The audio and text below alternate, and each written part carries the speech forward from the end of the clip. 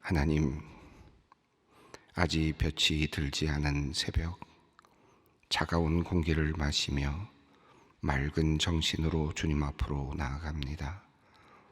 주님의 오심을 기다리는 대림절, 주님의 빛이 우리에게 비추기를 기대하며 새날 첫 우리의 호흡을 주님께 올립니다. 여전히 우리가 주님의 은총 가운데 있음을 느끼는 오늘, 우리의 삶이 주님께 기쁨이 되기를 원합니다. 하루 동안 주님의 마음에 흡족한 우리의 한 날이 되게 하여 주시옵소서. 대림절 첫 번째 주간의 촛불을 밝혔습니다. 짙은 어둠이 온 세상을 뒤덮고 있습니다. 여전히 여기저기 포성이 그치지 않으며 이유 없이 죽어가는 수많은 사람들, 그리고 그 가족들의 통곡 소리가 그치지 않습니다. 이 땅에 과연 빛이 비추어질 수 있을지 불안이 몰려오지만 그래도 빛되신 주님 의지하며 작은 소망을 놓지 않습니다.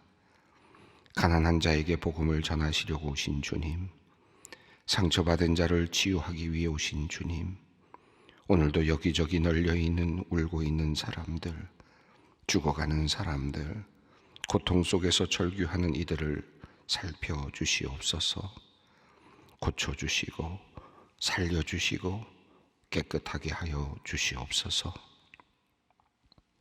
인간의 목숨을 파리의 목숨보다도 못하게 여기며 생명들을 죽음의 자리로 내모는 악한 이 땅의 지도자들을 벌하여 주시옵소서. 이 땅에서의 짧은 삶을 권력과 힘으로 과시하며 자신의 욕망을 이루려는 악한 정치 지도자들을 벌하여 주시옵소서. 폭력과 선동, 억압으로 백성들을 다스리는 못된 이 땅의 왕들을 치리하여 주시옵소서. 이제 주님께서 이 땅에 오시어 우리를 다스려 주시기를 원합니다. 평화의 왕이 오시기를 고대합니다. 주님, 연약한 아기의 모습으로 오셔서 우리와 함께 하실 주님을 사모하며 기다립니다. 평화가 도래하기를, 모든 사람이 그 생명을 존중받고 기쁘게 살아가는 세상이 오기를 기도합니다. 주님, 속히 그날을 허락하여 주시옵소서. 어두움이 엄습하고 있는 우리 사회를 위해 기도합니다. 경기 침체로 인해 많은 자영업자가 고통스러운 시간을 보내고 있습니다. 지난해 폐업을 신고한 자영업자 수가 100만 명에 달한다는 소식을 듣습니다. 코로나 때보다도 더 많은 자영업자들이 가게 문을 닫았다고 합니다. 물가가 많이 올라 연말임에도 매출이 현저히 줄어 가게마다 울상이라는 소식도 들려옵니다. 하나님, 혹독한 겨울을 보내고 있는 자영업자들을 위로하여 주시옵소서. 하나님께 도움을 구하며 간구하는 이들의 기도를 들어주시고 피할 길과 살 길을 열어주시기를 기도합니다. 도움을 얻을 수 있는 길을 열어주시고 창의적인 생각도 주시고 시의적절한 판단을 내리도록 지혜를 주셔서 이 어려움의 시기를 잘 극복할 수 있도록 도와주시옵소서. 무엇보다도 나라의 경제를 이끄는 관료들과 정치인들에게 국민을 사랑하는 마음을 주시기를 기도합니다. 그리하여 어려운 자영업자들을 잘 도울 수 있도록 방안을 마련케 하여 주시옵소서. 하나님, 수능과 논술 시험을 마무리하고 더욱 긴장과 초조함으로 시간을 보내고 있을 수험생들을 위해 기도합니다. 수능은 끝났지만 이제 수시 발표와 실기 등 여러 과정이 이어지고 있습니다. 초조한 마음으로 하루하루를 보내는 주님의 자녀들을 위로하여 주시옵소서. 작은 결과에 일이 일비하지 않게 하시고 주님께서 나의 길을 인도하신다는 굳은 믿음을 갖게 하셔서 그 믿음으로부터 오는 참 평안을 누리게 하여 주시옵소서. 자녀를 위해 기도하는 부모님들의 마음을 아십니다. 간절한 마음으로 드리는 그 기도에 주님께서 가장 좋은 것으로 답하여 주시옵소서. 하나님, 또한 우리 수험생들의 가족들이 어렵고 힘든 시간을 보내는 중이라 자칫 말로나 행동으로 서로 상처를 줄 수도 있지 않을까 염려하는 마음도 있습니다. 우리 수험생과 가족들이 서로의 마음을 잘 이해하며 서로 격려함으로 이전보다 더 단단하고 든든한 가족이 되기를 원합니다. 이 힘든 시간이 도리어 서로를 더 이해하고 사랑하게 되는 복된 기회가 되도록 주님께서 축복하여 주시옵소서. 소망의 성도를 위한 기도를 드립니다.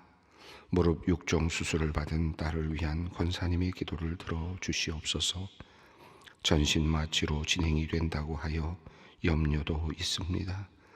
그러나 주님, 하나님께서 수술의 모든 과정에 함께하여 주실 줄 믿습니다. 모든 것이 순적하게 하시고 깨끗하게 치유되게 하여 주시옵소서. 환자와 가족의 마음에 평안을 주시고 이 기도의 시간을 통해 주님의 큰 은혜를 경험케 하여 주시옵소서. 오늘 유방암 수술을 하는 대권사님을 위해 기도합니다. 두려움이 있지만 주님께서 평안함으로 바꿔주시기를 기도합니다. 의료진의 손을 주님께서 주장하여 주시고 모든 과정 주님께서 인도하여 주시옵소서. 회복이 빠르게 하시고 영적으로도 더 깊어지는 복된 시간이 되게 하여 주시옵소서. 목 디스크 수술을 받는 은퇴 장로님을 위해 기도합니다. 세밀한 주님의 도우심이 필요합니다. 모든 수술의 과정에 주님께서 직접 함께하여 주시옵소서. 오차 없이 수술이 잘 이루어지게 하시고 깨끗하게 온몸이 회복되고 모든 기능이 정상으로 돌아오게 하여 주시옵소서. 두려운 마음도 많이 생깁니다. 주님께서 강한 믿음 주셔서 그 마음에 평안을 내려 주시옵소서. 오늘 이른 아침 주님의 제단에 귀한 어린아이와 함께 온 가족도 있습니다. 하나님, 아침 일찍 일어나서 아빠와 함께 이 자리에 나와 앉아있는 귀한 어린아이를 축복하여 주시고 주님의 은총이 평생 동안 그 아이와 함께 하기를 원합니다. 또 함께 모두 기도하는 이곳에 모인 모든 성도들의 마음을 주님께서 주장하여 주셔서 주님과 동행하는, 그리고 주님께서 주시는 축복으로 기쁨을 누리는 모든 성도들 되게 하여 주시옵소서. 이제 말씀 앞으로 나아갑니다. 향유옥합을 깨트린 여인의 그 사모하는 마음을 우리에게 주시고 주님을 묵상하는 기쁨, 주님의 음성을 듣는 기쁨을 맛보게 하여 주시옵소서. 우리 주 예수 그리스도의 이름으로 기도드립니다. 아멘. 오늘 우리에게 주시는 하나님의 말씀입니다. 주님의 말씀은 누가복음 7장 36절로 39절까지 말씀입니다. 누가복음 7장 36절로 39절까지 말씀 함께 봉독합니다. 한 바리새인이 예수께 자기와 함께 잡수시기를 청하니 이에 바리새인의 집에 들어가 앉으셨을 때에 그 동네에 죄를 지은 한 여자가 있어 예수께서 바리새인의 집에 앉아 계심을 알고 향유 담은 옥합을 가지고 와서 예수의 뒤로 그 발 곁에 서서 울며 눈물로 그 발을 적시고 자기 머리털로 닦고 그 발에 입 맞추고 향유를 부으니 예수를 청한 바리새인이 그것을 보고 마음에 이르되 이 사람이 만일 선지자라면 자기를 만지는 이 여자가 누구며 어떠한 자 곧 죄인인 줄을 알았으리라 하거늘. 아멘. 누가복음을 읽어가고 있는데요. 바로 직전 우리 본문 내용은 세례 요한에 관련된 내용이었습니다. 그리고 세례 요한과 관련돼서 또 그것을 반응하고 있는 바리새인들과 관련된 내용들을 비판하는 그런 내용들도 함께 우리가 함께 읽어보았습니다. 오늘 본문은 이제 이어지는 본문이면서도 또 떨어진 본문 같은 그런 내용인데요. 한 바리새인의 집에 초대함을 받았던 예수님의 이야기가 전해지고 있습니다. 누가복음에 따르면 지금 초대를 받아서 예수님께서 지금 잔치에 들어간 예는 두 번째 경우에 해당이 되는데, 첫 번째 해당이 되었던 것은 세리 레위의 집에 들어갔을 때였습니다. 세리 레위의 집에 들어갔을 때 5장이죠. 5장에서 레위의 집에 들어가서 함께 먹고 마실 때 바리새인들이 그것을 보고 예수님께 비판을 했던 내용이 있었습니다. 그것을 보면서 죄인들과 함께 먹고 마시는 예수가 죄인들과 함께 먹고 마신다라고 하는 그런 비판을 내놓았던 것이 있었습니다. 그리고 나서 이어지는 이제 두 번째 예수님의 식사 초대 자리가 이제 오늘 이어지는 내용입니다. 갑자기 나온 듯하지만 이 식사 초대의 이야기는 앞서 나와 있는 세례 요한의 이야기와 자연스럽게 연결되고 있는데요.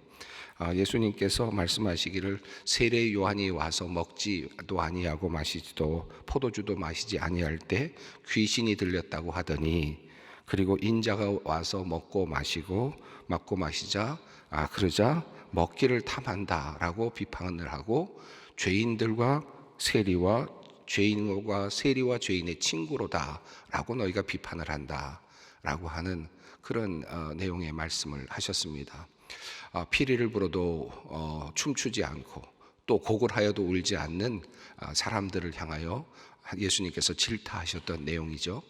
그러면서 세례 요한이 와서 금식을 할 때는 귀신 들렸다고 하고, 예수님께서 오셔서 말씀을 전하시고 함께 먹고 마실 때에는 죄인들과 함께 먹고 마신다고 하면서 비판을 하고 있다라고 하는 말씀을 하신 후에 오늘 이야기가 이어지는데요. 자연스럽게 앞으로 가보면 세리 레위와 함께 식사하셨던 그 장면에서 바리새인들이 비판했던 내용과 자연스럽게 연결이 되고 있습니다. 자, 그런데 이번에는 바리새인들이 식사의 자리에서 레위 식사의 자리에서 죄인들과 함께 먹고 마신다라고 비판을 했던 그 바리새인의 집에 예수님께서 초청을 받아서 들어가시는 장면이 이어집니다. 한마디로 말하면 레위의 집에 들어갔을 때 바리새인들이 죄인들과 함께 먹고 마신다라고 비판을 했다면, 자, 이 잔치의 자리는 의인의 집에 들어가서 지금 함께 식사를 하게 되는 잔치 자리라고 할 수 있겠습니다. 죄인과 의인이라고 하는 대비가 극명하게 나타나죠. 두 번의 잔치지만 한 자리는 소위 말하는 당시의 사람들에게 볼 때, 유대인들이 볼 때에는 세리는 죄인, 그러니까 죄인의 집에서 먹고 마시는 일을 하셨을 때, 그때 바리새인들은 죄인의 집에서 먹고 마신다라고 비평을 했고, 이제 두 번째 식사의 자리인데 그 자리는 바로 그들을 비판했던 바리새인, 자기 자신은 의롭다고 생각하고 또 의롭다고 주장하는, 또 사람들도 저 사람은 의롭다라고 여기는 그 집에 들어가서 식사를 하게 되는 이런 장면으로 이어집니다. 그러니까 앞에 있는 내용과 뒤에 지금 이어지는 오늘 본문이 연결이 끊어진 것이 아니라 실제적으로는 그대로 이어지고 있는 그런 내용이라고 할 수 있습니다. 자, 오늘은 그러니까 의인의 집에 초대된 예수님입니다. 자, 36절을 한번 보겠습니다. 한 바리새인이 예수께 자기와 함께 잡수시기를 청하니 이에 바리새인의 집에 들어가 앉으셨을 때에, 당시 유대인들에게 있어서 중요한 그 수치가 몇 가지 있었는데 그 중에 하나, 식사와 관련된 수치 중에 하나가 존귀한 사람을 알아보지 못하고 그 사람을 식사에 초대하지 않았을 때, 그 존귀한 사람, 그 대상자, 마땅히 초대받아 마땅한 사람이 초대받지 못했을 때, 초대받지 못한 사람은 수치스러운 것으로 여겼다는 것으로 그런 기록이 있고요. 또 동시에 반대로 어떤 사람이 초대를 했을 때 내가 오지 않겠다라고 말을 했을 때 당연히 초대하지 못하게 되지만, 그랬을 때는 초대한 사람이 수치를 당하게 되는 이제 그런 하나의 관례라가 그런 것들이 있었다고 합니다. 자, 그러니까 예수님께서 지금 바리새인은 지금 마땅히 초대를 받을 만한 사람이라고 여겨지는 예수님을 초대한 것이니까 나름의 자기가 할 수 있는 최선을 다했다고 볼 수 있겠고, 예수님은 바리새인들의 초대에 응하셨다라는 것을 통해서 바리새인을 부끄럽지 않게 해주셨다라고 할 수 있겠습니다. 왜 예수님께서는 바리새인의 집에 가셨을까?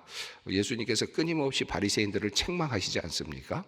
그럼에도 불구하고 예수님께서는 바리새인의 집으로 가셨습니다. 이 말씀은 예수님은 어느 누구에게도 차별이 없으셨다는 것을 우리에게 알려줍니다. 예수님은 무조건 죄인과 세리들의 친구만이 아니고 의롭다고 주장하고 있는 그런 바리새인들의 친구이기도 했습니다. 바리새인들을 향해서 오시기도 했습니다. 바리새인들을 구원하시기를 원하시기도 하셨죠.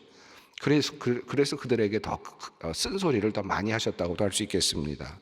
그러니까 예수님의 구원의 대상에는 한정된 어떤 그룹의 사람들만 있었던 것은 아니었다는 것입니다.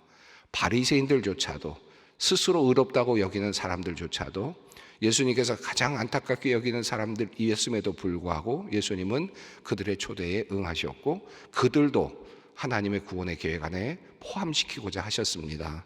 자, 바리새인이 예수님에게 예수님께 잔치에 오도록 청했을 때 예수님께서는 그 잔치에 응하셨습니다. 그리고 그 바리새인의 집에 들어가셨습니다. 이때 바리새인은 어떤 마음으로 예수님을 청했을까? 그냥 흘러가는 흐름으로만 본다면, 앞부분의 흐름으로 본다면 큰 어떤 적대감을 갖지 않았을 가능성도 꽤 있고, 또 예수님께서 그에게 말씀하신 이 바리새인의 이름은 이제 내일 본문에 나옵니다마는 시몬이라고 하는 이름인데, 시몬아라고 말씀하시는 그 내용을 보면 굉장히 애착을 느끼게 하는 그런 표현으로 되어 있어서 사랑스러워하는 그런 의미도 분명히 보여서, 이 바리새인이 예수님을 존경하거나 적어도 중립적인 관점에서 예수님을 모셨다라고 볼 수 있을 것 같습니다. 그런데 이 누가복음에서 나오는 이 바리새인의 이야기의 흐름을 본다면 그 앞서 바리새인이라는 이름이 6번 등장을 하는데요. 첫 번째로 등장했던 자리는 5장입니다. 5장 17절과 21절에서 중풍병자를 사람들이 메고 왔을 때 예수님께서 너희의 죄가 사하여졌다라고 말씀하셨을 때, 그리고 중풍병자를 낫게 해주셨을 때 바리새인들이 등장하면서 첫 번째 등장하는 자리에서 이것은 신성모독이다 라고 그렇게 항의했던 자리, 그 자리가 바로 첫 번째 바리새인의 등장의 자리였습니다. 그리고 앞서 말씀드렸던 것처럼 세리 레위와 식사를 하셨을 때, 예수님께서 식사하실 때 바리새인들이 그 비방을 하면서 세리와 죄인들과 함께 식사를 한다라고 비방할 때 바리새인이 또 등장을 했습니다. 바로 이어서 예수님께 향하여서 바리새인이 직접 물은 것은 아니지만, 바리새인들은 금식을 하는데 왜 예수님의 제자들은 금식하지 않습니까? 라고 하는 그런 질문을 던지는 그런 장면이 나오죠. 그런 이야기 흐름 속에서 보면 예수님의 제자들은 먹고 마시는 내용이 계속해서 누가복음에 나오고 있고요. 또 누가복음에서 굉장히 중요한 것은 잔치라고 하는 개념이 계속해서 나옵니다. 그런데 바리새인들은 금식이라고 하는 그런 하나의 또 다른 이미지를 주고 있습니다. 6장 2절에서도 또 비슷한 얘기가 나오는데, 예수님의 제자들이 미리삭을 잘라 먹었을 때, 비벼 먹었을 때, 그때 바리새인들은 어찌하여 안식일에 하지 않아야 될 일을 했느냐라고 또 비판을 합니다. 이것도 먹는 것과 또 관련이 되어 있습니다. 그러니까 먹는 것, 예수님의 제자들이 잔치를 벌이거나 죄인들과 함께 먹거나 심지어는 안식일에도 미리삭을 잘라 먹거나 하는 이 모든 것들이 바리새인들에게는 불경하게 보였고, 그것은 율법을 어기는 것으로 보였습니다. 자, 그래서 계속해서 예수님과 제자들에 대해서 이 먹는 것과 관련해서 계속해서 항의를 하는 이런 과정들이 나옵니다. 그리고 6장 7절에서 마지막으로 오늘 본문 직전에 나오는 그런 이야기 중에서는 이제 안식일에 예수님께서 병을 고치시는지 엿보는 그런 장면이 나옵니다. 그리고 거기에는 예수를 고발할 증거를 찾으려고 예수님께서 병자를 고치시는지, 안식일에 병자를 고치시는지 그들이 엿보았다라고 하는 내용이 나옵니다. 그리고 나서 이제 오늘 본문이 나오면서 바리새인이 예수님을 초대했다라고 하는 내용이 나오거든요. 그런 관점으로 봤을 때, 또 뒤에 나오는 이야기 흐름을 봤을 때, 이 바리새인이 초대한 이 초대의 잔치는 아주 감격적인 그런 어떤 은혜가 넘치는 초대라고 보기보다는 의례적인 초대였을 가능성이 높겠다라는 생각이 들기도 합니다. 자, 그러나 예수님께서는 그것에 아랑곳하지 아니하시고 이제 바리새인의 초대에 응하셨습니다. 자, 그런데 그때 한 사건이 일어납니다. 37절입니다. 함께 읽습니다. 그 동네에 죄를 지은 한 여자가 있어 예수께서 바리새인의 집에 앉아 계심을 알고 향유 담은 옥합을 가지고 와서. 자, 그 동네에 한 죄를 지은 여자가 있었다라고 이렇게 표현합니다. 그리고 그 바리새인의 집에 앉아 계심을 알고 향유 담은 옥합을 가지고 왔다, 이렇게 표현합니다. 이 향유를 깨트리는 이야기, 향유를 옥합을 깨트리는 이야기는 마태, 마가, 요한의 복음에도 나옵니다. 그런데 이 누가복음에 나오는 내용과는 조금 다르죠. 조금 다릅니다. 비슷한 점도 있지만 조금씩 다릅니다.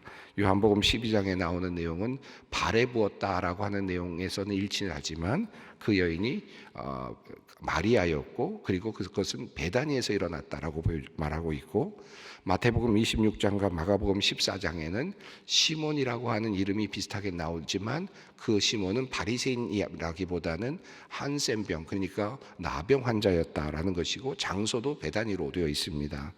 근데 이 내용은 좀 갈릴리에서 일어나고 있는 일이고, 그리고 지금 바리새인 이야기로 이렇게 전개가 되고 있습니다.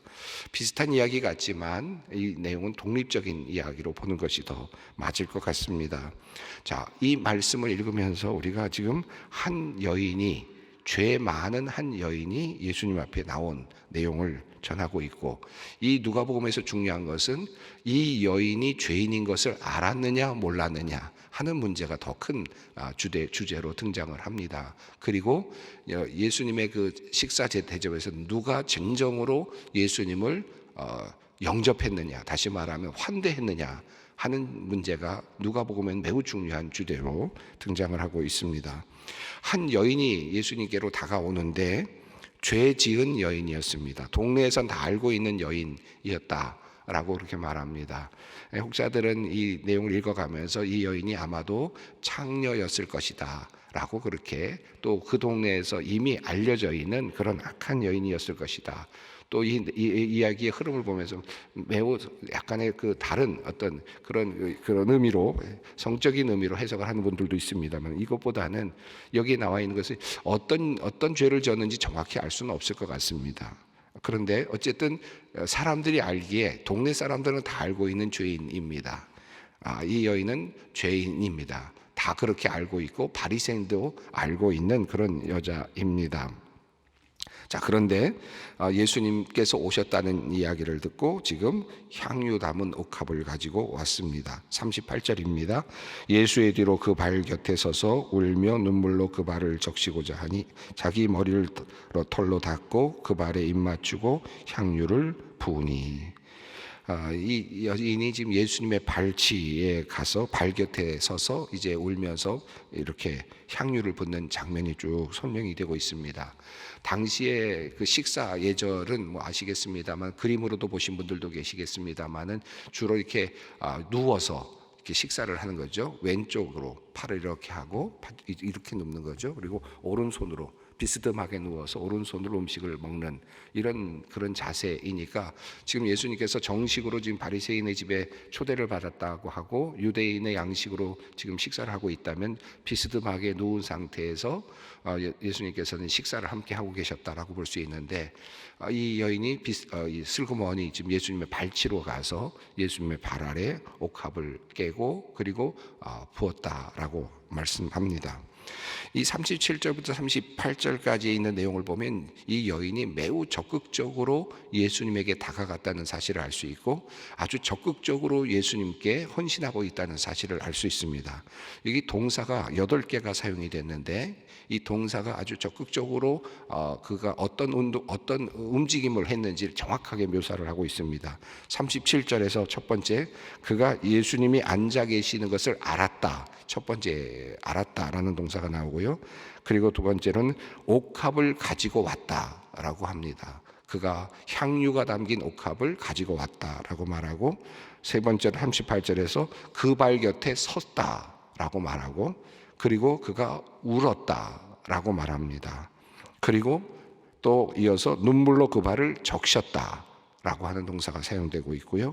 그리고 자기 머리털로 닦았다라고 표현이 되고 있고, 그 발에 입을 맞추었다라고 되어 있고, 향유를 그리고 부었다라고 되어 있습니다. 여기서 특이한 점은 예수님의 발을 씻었는데 물로 발을 씻은 것이 아니라 그의 눈물로 발을 씻었다라고 되어 있습니다.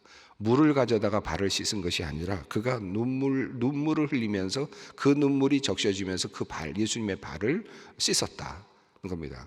회개의 눈물이겠죠. 감격의 눈물이겠습니다. 이게 그 여인이 왜 눈물을 흘렸을지 우리가 알 수는 없지만 예수님 앞에 와서 그가 지금 눈물을 흘리고 있는 것은 분명히 뭔가 죄인으로서의 눈물은 이 회개를 의미한다고 볼 수밖에 없겠습니다.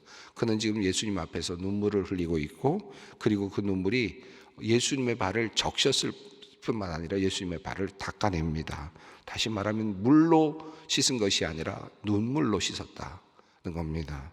자, 그리고 나서 그것을 무엇으로 닦았느냐 하면 그의 머리털로 그 여인이 머리털로 닦았다. 다시 말하면 머리를 풀었다는 얘기죠. 성경에서 이 머리를 푼다는 의미는 뭐 여러 가지로 의미가 있습니다만은 이 장면에서는 회개의 의미가 있습니다. 머리를 푼다는 말은 철저한 회개의 의미가 있으니까 회개한다라는 의미입니다.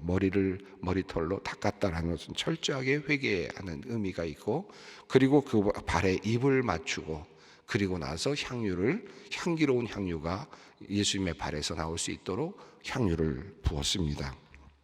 자, 이것을 보고 바리새인들이 이제 말하는데, 바리새인이 보는 관점, 이 장면을 보고 바리새인이 본 관점을 이야기하는데 39절입니다. 함께 읽겠습니다. 예수를 청한 바리새인이 그것을 보고 마음에 이르되 이 사람이 만일 선지자라면 자기를 만지는 이 여자가 누구며 어떠한 자 곧 죄인인 줄을 알았으리라 하거늘. 자, 여기서 이 향유를 부었을 때 다른 복음서에서는 이 가치가 얼마나 되는데 이걸 부었느냐, 가치에 관심을 두는 그런 반응들이 나오는데, 누가복음에서는 그 가치에 대한 이야기가 나오질 않고 누가복음에서는 어떤 내용이 나오냐면 이 여인이 누구냐 하는 것에 대한 관심을 갖습니다. 그런데 바리새인은 알죠. 이 여인은 죄인입니다. 그러면서 그가 생각하는 것은 예수님이 진짜 선지자냐? 아닌 것 같다. 왜냐하면 이런 죄인을 왜 내치지 않느냐는 겁니다. 왜 죄인을 내던지지 않느냐? 왜 죄인을 알아보고 내던졌어야 되는데 왜 죄인을 그대로 받아들이고 그가 하도록 놔두었느냐? 결국 이 예수님은 이 여인이 죄인이라는 사실을 모르고 있다라고 하는 그런 생각을 하게 된 겁니다. 아니면 알았다면 죄인을 내쳐야만 마땅하다라고 하는 내용이죠.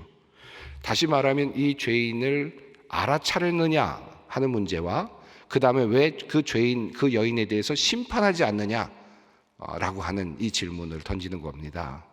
그러니까 왜 심판하지 않느냐라고 하는 문제는 앞서 세례 요한이 예수님께 와서 물었던 질문이죠. 오실 그이가 당신입니까? 라고 물었던 그 질문에서 중요한 질문은 뭡니까? 왜 심판하지 않습니까? 라는 질문이었거든요. 그런데 예수님께서는 가난한 자에게 복음이 전파된다 하라. 그리고 사람들이 일어나고 다시 병을 들었다는 사람들이 일어나는 그런 이야기들을 하시지 않습니까? 예수님이 누구신가에 대한 이야기인데 그 이야기가 자연스럽게 지금 바리새인의 이야기로 넘어오면서 의로운 자 바리새인이 잔치를 열었는데, 그런데 그 안에 죄인이 슬그머니 들어온 겁니다. 그리고 당연히 바리새인 입장에서는, 의인의 입장에서는 내쳐야 마땅한 것이죠. 그런데 예수님께서는 그걸 그냥 놔두었다는 겁니다. 죄인이 슬그머니 들어와서 예수님 앞에 접근하도록 놔두었다는 겁니다. 그게 어떻게 가능하냐? 이것이 그의 질문입니다. 왜 예수님은 죄인을 용납하시느냐? 이 질문을 지금 던지고 있습니다. 우리는 이 내용을 잘 알고 있습니다. 이후에 이어지는 내용을 우리가 또 살펴볼 것이고 알고 있습니다만은, 지금 이 이야기 속에서 중요한 것은 예수님은 죄인을 모르셨을까요? 예수님은 이 여인의 죄를 모르셨을까요? 그렇지 않습니다. 뒤에 나오는 이야기를 보면 예수님께서 아주 사랑스럽게 시몬에게 시몬아 라고 말하면서 이제 비유를 말씀하시는데 그의 마음속까지 꿰뚫어 보시는 예수님입니다. 그런데 어떻게 모르셨겠습니까? 예수님은 그러나 이 죄인인 여인을 용납하신 겁니다. 그 죄인이 예수님께 다가오도록 열어두신 겁니다. 너도 올 수 있다. 너도 와도 된다. 나에게 와라. 열어주시는 주님의 그 너그럽고 풍성한 사랑이 담겨 있습니다. 36절부터 39절, 아무것도 모르시는 듯 그냥 그의 발을 내어주시고 그가 눈물을 흘리도록 만들어 두시고 그가 향유를 부으도록 만들어 두시고 입 맞추도록 만들어주시는 그 예수님, 그 예수님의 속마음은 그렇습니다. 잘 왔다. 나에게 잘 왔다. 내가 너를 용서하노라. 내가 너를 사랑하노라. 오늘 주님께서는 그렇게 사랑하는 마음으로 한 여인을 지금 맞이하고 계십니다. 오늘 우리도 주님께서 그렇게 맞이하시는 줄 믿습니다. 함께 기도의 자리로 나아가겠습니다. 하늘에 계신 우리 아버지, 아버지의 이름을 거룩하게 하시며 아버지의 나라가 오게 하시며 아버지의 뜻이 하늘에서와 같이 땅에서도 이루어지게 하소서. 오늘 우리에게 일용할 양식을 주시고 우리가 우리에게 잘못한 사람을 용서하여 준 것 같이 우리 죄를 용서하여 주시고 우리를 시험에 빠지지 않게 하시고 악에서 구하소서. 나라와 권능과 영광이 영원히 아버지의 것입니다. 아멘.